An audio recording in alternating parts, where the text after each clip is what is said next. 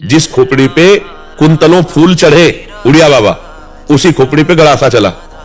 बोलो जिसका कभी किसी जीवन में किसी से भी बैर नहीं रहा होगा, एक विक्षिप्त आदमी वहीं आश्रम में आके रहने लगा, सेवा करता, खाता पीता, ऐसे जैसे बाबा जी रहते हैं ऐसे रहने लगा।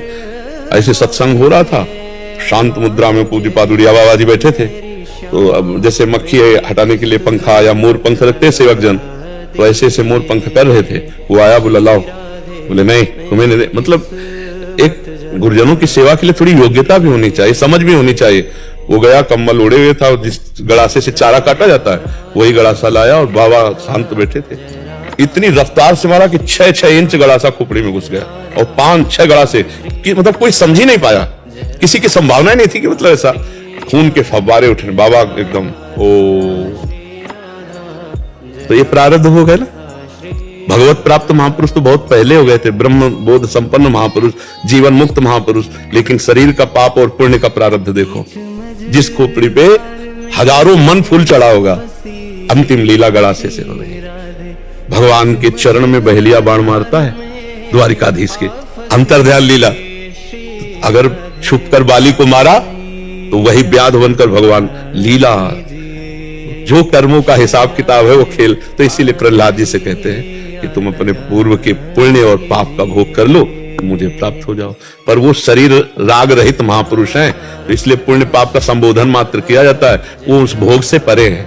जो देहाभिमानी जीव होता है वही उस भोग से युक्त हो जाता है। नहीं तो जो ज्ञानी या भक्त होता है, शरीर में पीड़ाएं होती हैं पर उसका मन भगवान में लगा होता है, इसलिए पीड़ा का प्रभाव व्यथित नहीं कर पाता। ऐसा नहीं अब प्यास लगी तो लगा है ना, प्यास लगी पानी पिएंगे तो लगेगा ना अच्छा है पानी पीना, लेकिन ना मिले तो व्यथा नहीं है कि हाय अब कैसे, नहीं, जैसे जोई जोई प्यारो करे सोई मुझे भावे। तो समझ पा रहे आप।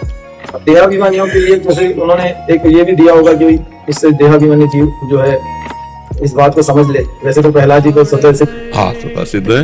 हाँ, पर देहाभिमान मुक्त होने के लिए उसी में चर्चा है कि जो भगवान का निरंतर चिंतन करता है, समझो निरंतर राधा राधा राधा राधा राधा, तो तुम्हारे अंदर शुद्ध ज्ञान प्रकट होगा।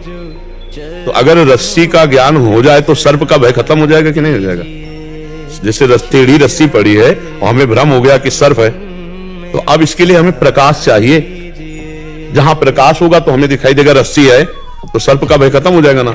ऐसे हमें ज्ञान चाहिए, ज्ञान का प्रकाश होगा तो हमें पता चल जाएगा कि हम देहाभिमानी जीव नहीं, हम भगवद अंश हैं, भगवत स्वरूप हैं। जहां ज्ञान हुआ तो रस्सी का जो सांप का भ्रम था, मरने जीने का, दुख सुख का, ये सब भ्रम खत्म। जासु कृपा सब भ्रम मिट जाई, गिर जा सोई कृपालु रघुराई। जो भगवान का भजन करता है उनकी कृपा से भ्रम नष्ट हो जाता है।